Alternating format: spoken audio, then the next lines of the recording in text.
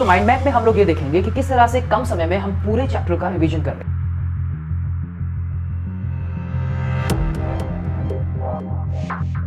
Hi learners, this is Gaurav Sharma, welcome to kelvin.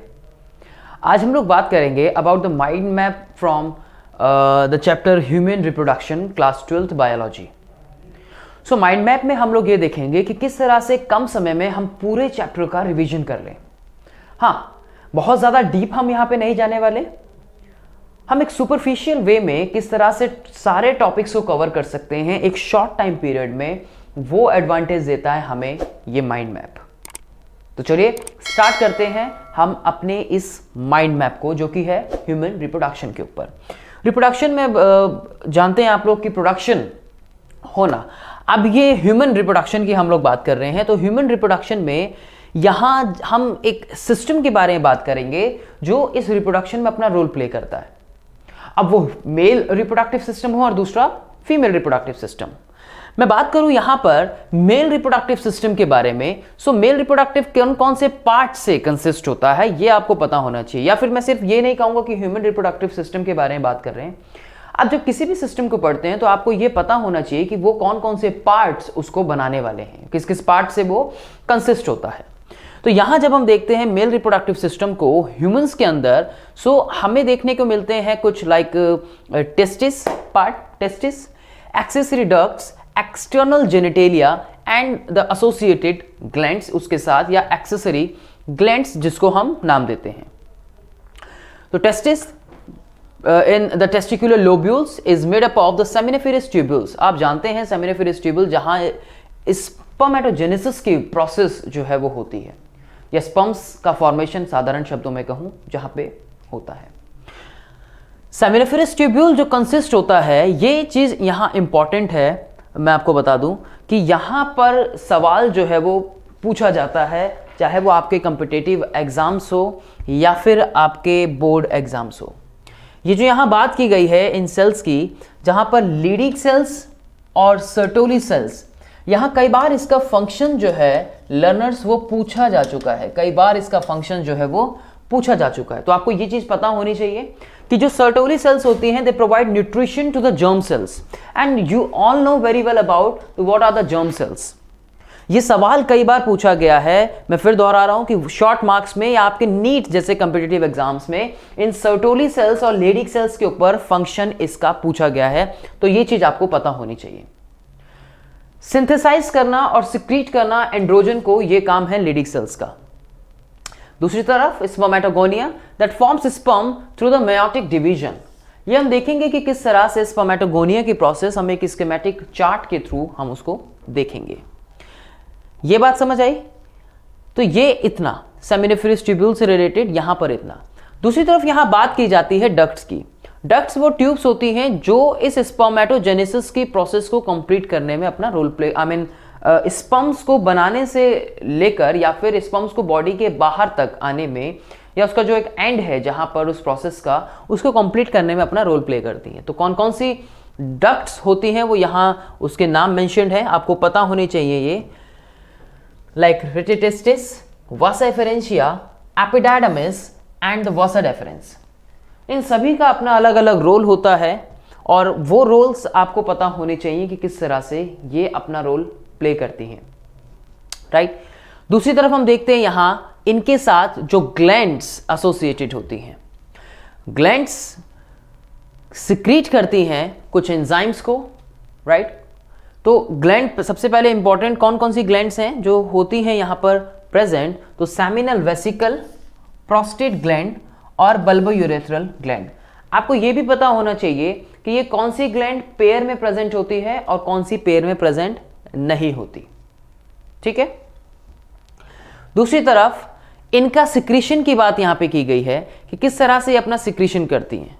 तो इनका जो मेजर सिक्रेशन है यहां ग्लैंड्स का, वो ग्लैंड्स का सिक्रेशन की जब हम बात करते हैं तो सेमिनल प्लाज्मा, जो कि बनता है किससे, फ्रक्टोज से, कैल्शियम से और कुछ एंजाइम्स इसको बनाने में अपना रोल प्ले करते हैं या इनके अंदर होते हैं।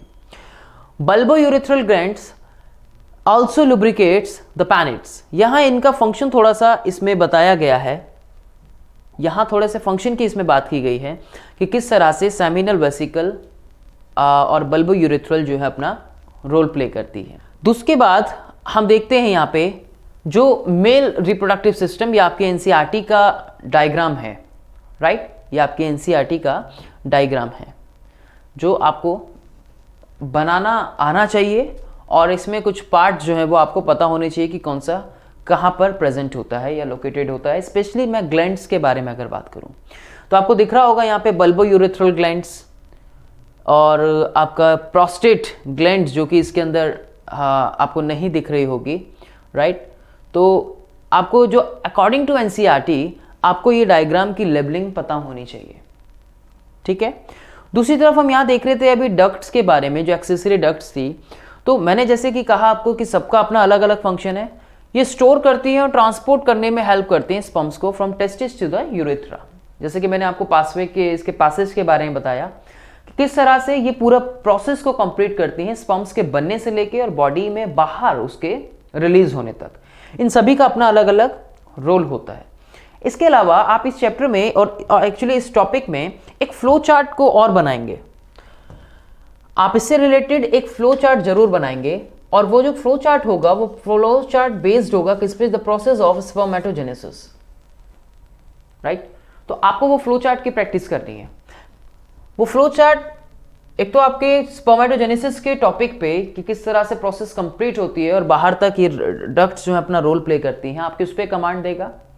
दूसरा, आपको ये पूरा कंसेप्ट जो है मेल रिप्रोडक्टिव सिस्टम से रिलेटेड कि कैसे प्रोसेसिंग होती है और कहाँ पे एंड होता है, उसको समझाने में हेल्प करेगा। तो ये चीज़ आपको पता होनी चाहिए। दूसरी हम देखते हैं कि ये तो बात हुई एक सिस्टम के बारे में। दूसरा सिस्टम जो आता है यहाँ पे वो आता है female reproductive system. Female reproductive system में अगेन हम उसमें बात करेंगे कि किस तरह से यहाँ डिफरेंट जो पार्ट्स हैं उसको बनाने में अपना रोल प्ले करते हैं।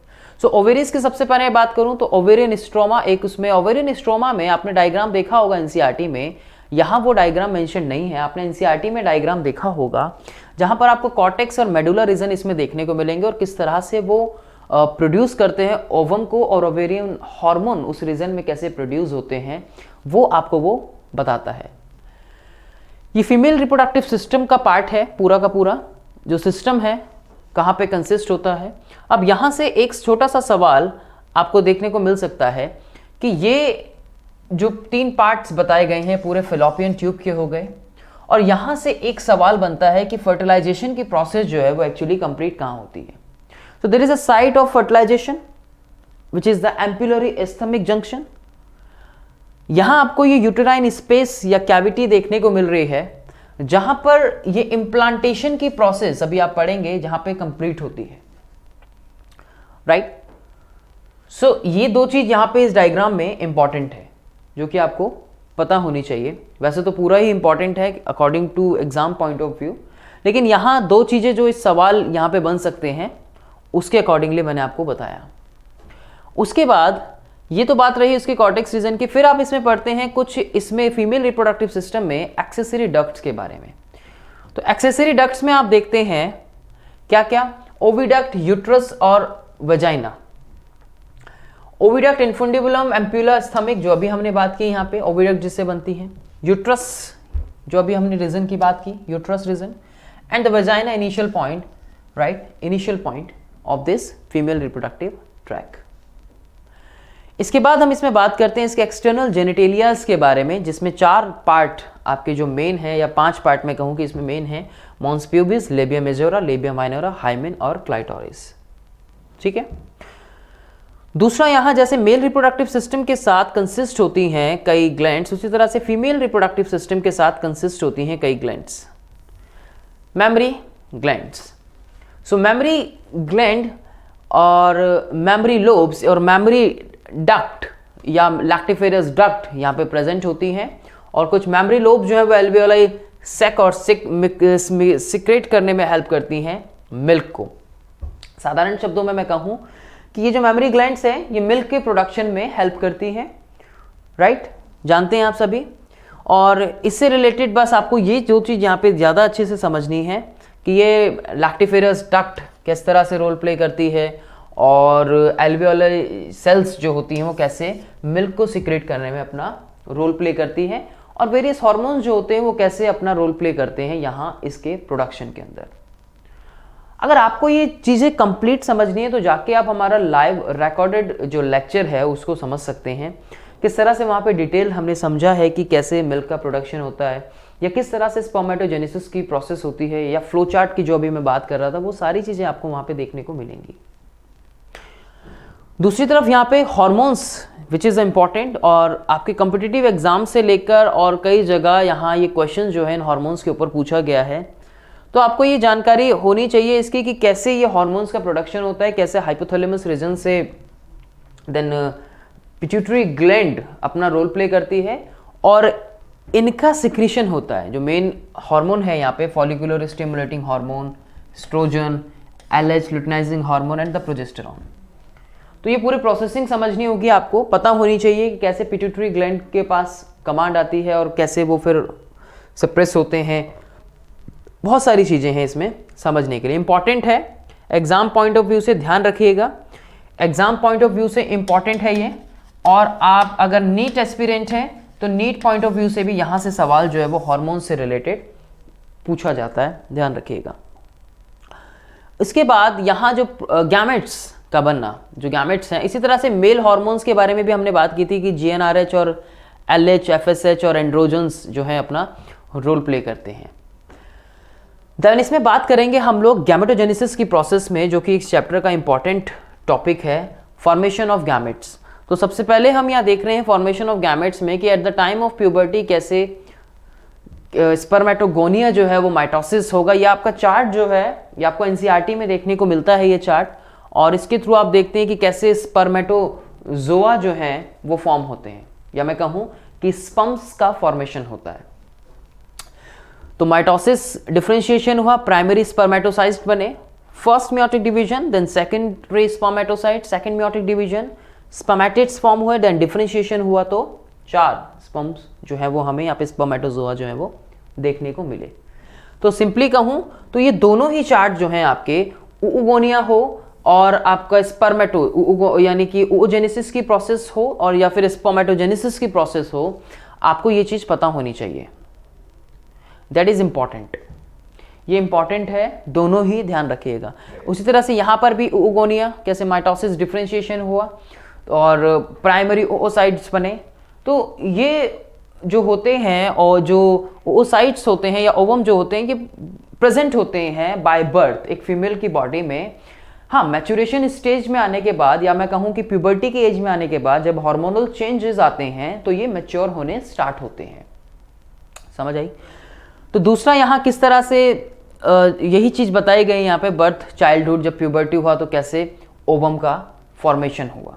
ये चार्ट दोनों ही बड़े इंपॉर्टेंट है, तो आप इसकी प्रैक्टिस कीजिएगा। कई बार ये सवाल जो है 5 नंबर में पूछ लिया जाता है स्पर्मेटोजेनेसिस या फिर oogenesis की प्रोसेस के ऊपर, या कहूँ कि कंप्लीट गैमेटोजेनेसिस की प्रोसेस के ऊपर ये क्वेश्चन जो है पूछ लिया जाता है।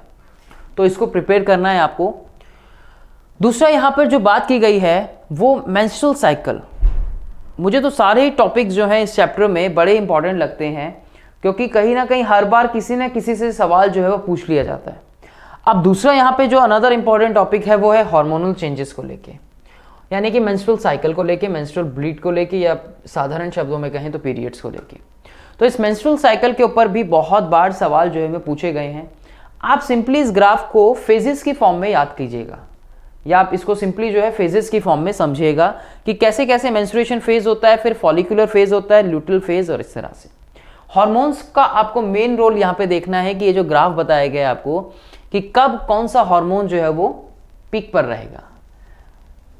फॉलिकुलर स्टिमुलेटिंग हार्मोन, अब सवाल पूछ लिया जाता है कि दोनों में से कौन सा जो है वो पीक पे रहेगा इस फेज के अंदर। तो ये चीज आपको ध्यान रखनी है इसमें, इससे रिलेटेड कि मेंस्ट्रुएशन फेज, फॉलिकुलर फेज या प्रोलिफरेटिव फेज जिसको कहा जाता है, ल्यूटियल फेज या सेक्रेटरी फेज, एंड देन उसके बाद आफ्टर 28 to 29 डेज जो है वो न्यू साइकिल बिगिनिंग होने का काम। तो ये कुछ आपके यूटेराइन इवेंट्स यहाँ पर दिखाई गई हैं।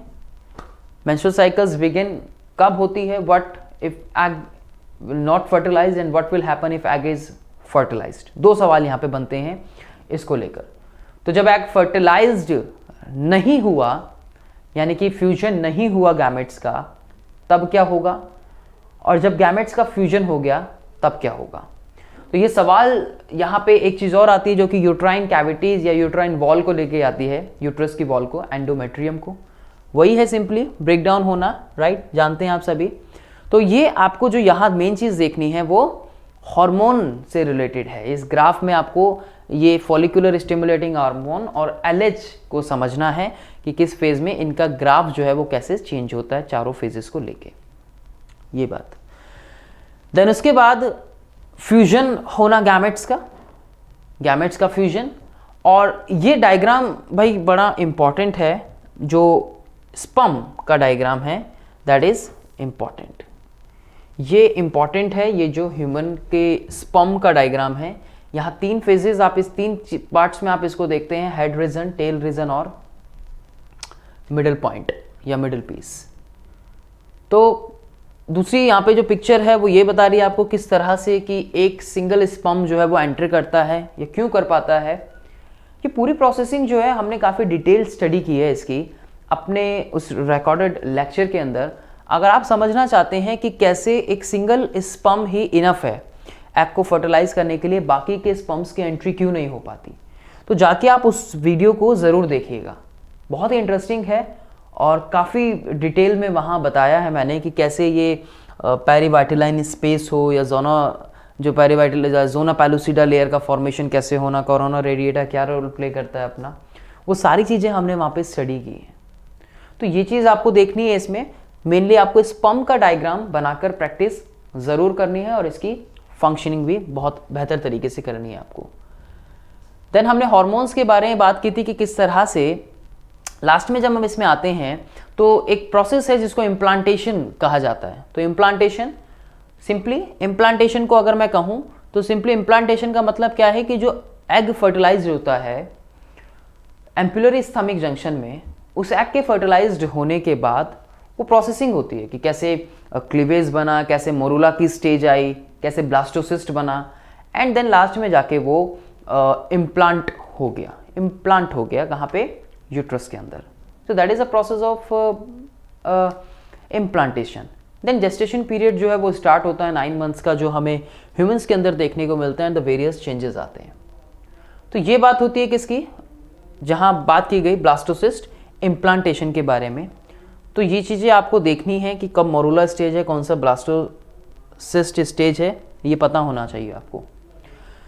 फिर यहाँ pregnancy and the placenta formation, placenta का फंक्शन बहुत बार पूछा गया है और पूछा भी जाता है, और आपके कम्पिटिटिव एग्जाम्स में भी या बोर्ड के एग्जाम्स में भी प्लासेंटल हार्मोन्स को लेकर भी कई बार सवाल पूछा जाता है। ये आपको दिख रहा होगा बोर्ड पे।